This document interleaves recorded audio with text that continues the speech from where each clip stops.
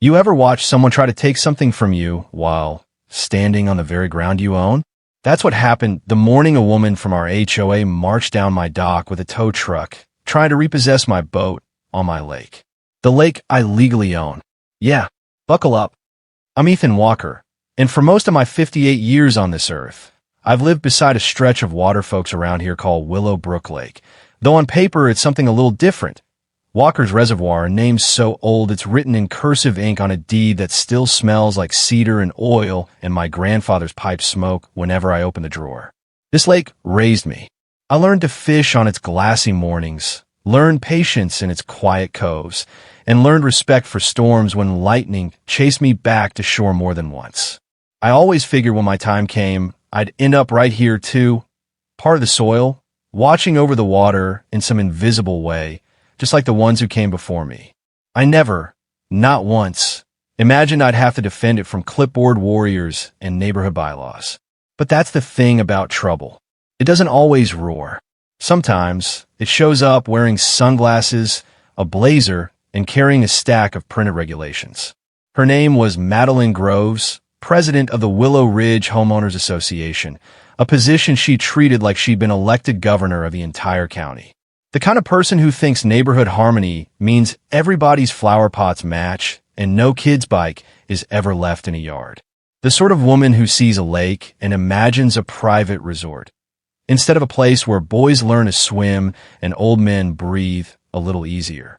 That Saturday morning, just after sunrise, I stood on my porch with a mug of black coffee, steam curling into the pine-scented air when I heard the engines, first the SUV, then the tow truck rumbling behind it like a stubborn mule. Gravel popped beneath tires, and my dog, Huck, lifted his head and let out a confused little huff, like even he knew this was going to be something stupid. And Lord, was it?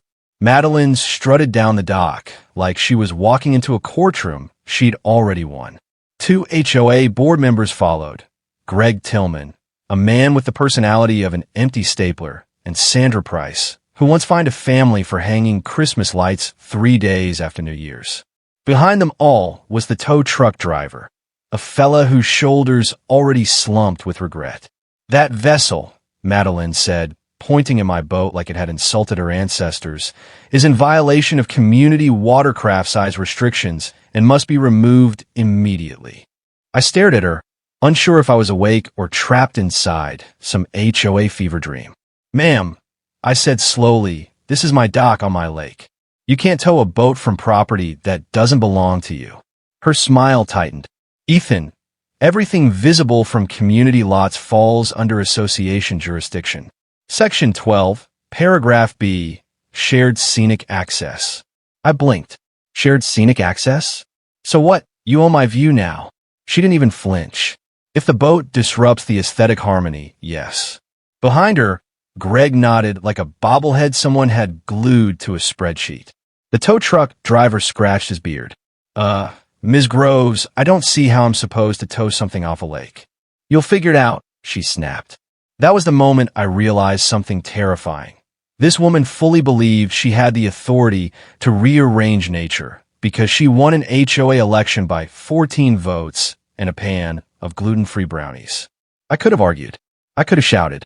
But something inside me, maybe the part that carries my grandfather's voice, told me not to raise my blood pressure over stupidity. Instead, I said, you got paperwork? A court order? Anything? Silence. Then she pulled out a violation sticker the size of a dinner plate and slapped it on the hull of my boat. The glue didn't hold. The sticker peeled off, fluttered, and stuck to her shoe instead. People on the shoreline burst out laughing. Huck even barked in what I swear sounded like agreement. Madeline's face turned the color of raspberry jam left too long in the sun. And that's when a familiar cruiser pulled up near the gate, dust settling behind it like a curtain falling on the first act of a play. My brother, Deputy Sheriff Luke Walker, stepped out with his hat low and his patience already spent. Morning, folks, he said. Somebody want to tell me why there's a tow truck on my brother's dock? Madeline squared her shoulders like a general preparing for battle. Sheriff Walker, your brother is obstructing community water access. Luke didn't even look at me, just scratched his jaw and said, Madeline, this lake ain't community property. Never has been. Her lip curled. We'll see what a judge says. Luke tipped his hat. We sure will. And he's going to ask for paperwork, not passion. She turned away in a huff, but not before the crowd saw that sticker clinging to her shoe like a neon orange reminder that sometimes karma has a sense of humor. Now, I wish I could tell you that was the end of it, that she saw the absurdity of trying to seize a boat from a lake she didn't own. But control is a hungry thing, and Madeline wasn't done feeding it, not by a long shot. See, I didn't tell anyone, not even Luke, but tucked away in a drawer inside my study was an envelope my grandfather handed me when I was 14. He said I'd know when to open it. I thought he meant when he died, and maybe he did, but I didn't open it until the day Madeline stepped onto my dock. Inside was the original deed, detailed surveys, riparian rights, boundary markers, records that made it clear the lake hadn't been county land since Theodore Roosevelt was president. It belonged to the Walker family legally and in spirit, as long as we protected it. And I had. For decades, neighbors fished here for free. Kids learned to swim. We lost 2 boats, 3 lures, and 1 very expensive drone to its waters. But the lake had been generous. It gave more than it ever took. Madeline didn't understand that. She saw water and imagined power. Monthly dues, boating permits, exclusive events for residents who matched her idea of community. She saw a kingdom, and she wanted a crown. So I started looking deeper, gathering documents, building a quiet case. Not to start a war, but to end one. Because some people swing hammers first and find nails later. I'm not that kind of man. My grandfather survived droughts and debts, and a county assessor who tried to rezone the land. He always said the same thing. Paper beats noise, Ethan. Let him talk. You show up with ink. And that's exactly what I planned to do. I didn't say a word for a while, not to the neighbors, not to the HOA, not even to my brother. I wasn't hiding, I was waiting. Waiting for the moment a storm shows its real shape, not the clouds it pretends to be. Turns out, I didn't have to wait long. 3 days after the sticker debacle, a letter arrived. Thick paper, heavy ink, the kind that tries to feel official. It claimed I was in violation of a newly adopted boating regulation and owed the HOA a fine of $4,200 for restricted scenic disruption. I laughed so hard I nearly woke Huck from a nap, so deep he might have passed for a rug. That right there was the sound of escalation. They weren't backing off, they were digging in. So I dug deeper too. I pulled certified copies of the deed, boundaries, and the old surveyor notes from the county office. And that's when I stumbled on something interesting. The marina, the one the HOA used for their members-only lakeside events, wasn't paid off. It was under a commercial development note and behind on payments. I called the bank, asked a few questions, played polite, and by the end of the week, with the help of a quiet attorney who loves commas more than oxygen, I formed Willow Bend Holdings LLC and purchased that debt outright. Just like that. The HOA's precious marina was standing on land whose financial leash now ran straight through my hands. And Madeline had no idea. Not yet. That weekend, she returned, and this time she brought reinforcements. A camera crew from a local news station. 2 HOA members carrying folding chairs like they expected to hold a trial right there on the gravel. And a man in a navy suit who looked like a lawyer, only if you'd never met one before. She marched to the water's edge, lifted a megaphone, and said, "This lake belongs to the community, and today, we reclaim it." Folks around here ain't quick to gather for drama, but this was a show. Families drifted out to watch. Phones came up. Kids whispered like they were waiting for fireworks. I walked down slow, coffee in hand. "You want to speak to the law?" I said. "You'll need more than a megaphone and a committee." Her lawyer cleared his throat, voice thin. "Ma'am, this lake falls under communal scenic jurisdiction." I could see the cameras catching his every word, and that's when I knew exactly what to do. I stepped closer, pointed to the mic, and said, nice and clear, "So you're saying on the record that this HOA has jurisdiction over an entire lake it doesn't legally own?" Madeline raised her chin. "Yes, fully and unquestionably." That was it. The moment she handed me the rope she didn't know she was standing on. But the lake wasn't done with her yet. A boat engine echoed across the water, Steady, official, the kind of sound you don't ignore. A U.S. Coast Guard auxiliary vessel cut through the mist and eased against the dock. One of the officers stepped off, clipboard tucked under his arm. Morning. We received a report of an unauthorized maritime seizure attempt.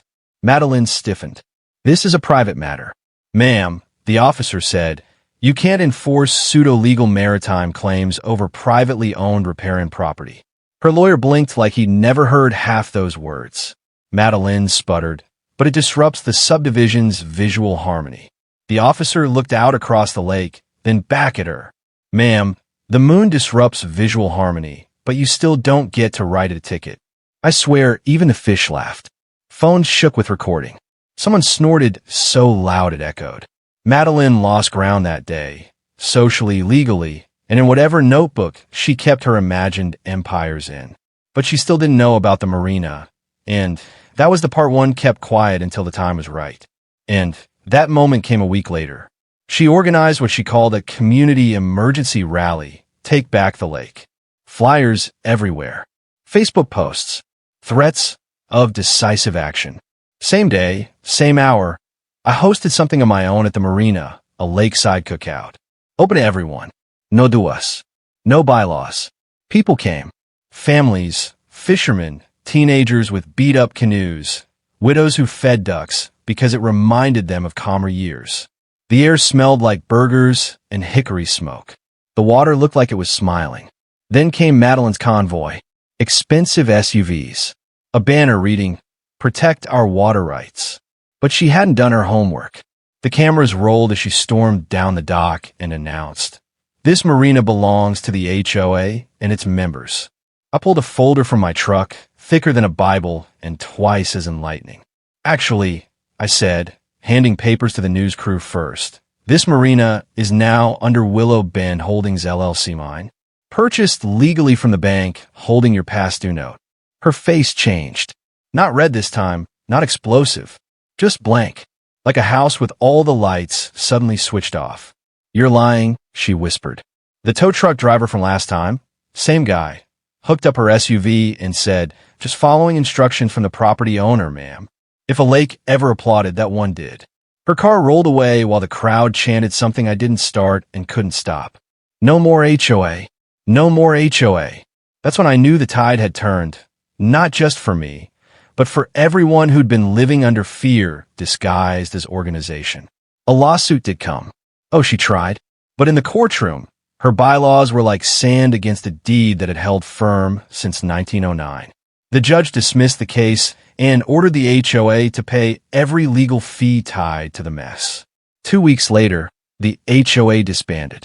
Their leftover signs were stacked near the dock, waiting for trash pickup. Some folks wanted to burn them like a bonfire of bad memories, but I didn't. Fire cleans too fast. The lake deserved something slower, something that fades like a lesson finally learned. Word got around.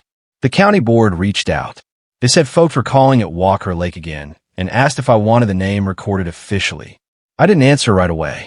I took my coffee to the end of the dock, sat down, and watched the surface of the water settle into itself. I remembered my grandfather's hands, rough and steady on a fishing line, and the way he'd look out at the horizon like he was counting every life it held. He once told me, "Boy, owning land don't make you powerful. Taking care of it does." So when the county called again, I said, "Yeah, record it." Not for me, for all of us. You'd think that'd be the end. But sometimes late at night, I still check the shoreline, not out of fear, just habit. Control doesn't go quietly, and neither does pride. I don't know if Madeline will try again somewhere else. Maybe power isn't something she wants. It's something she worships. And that brings me to you, listening to this right now. If you've ever had a place, a thing, or a piece of peace someone tried to take because they believed they had the right, tell me your story. Tell all of us. Because maybe if more of us do, fewer people will end up standing on docks, facing tow trucks on lakes they already own. Drop your thoughts in the comments. Do HOAs keep communities safe, or do they just keep control? Should private land ever bow to group power? And most of all, what would you have done if they came for your boat? I'll be reading every single one. And who knows, your story might be the next one we tell.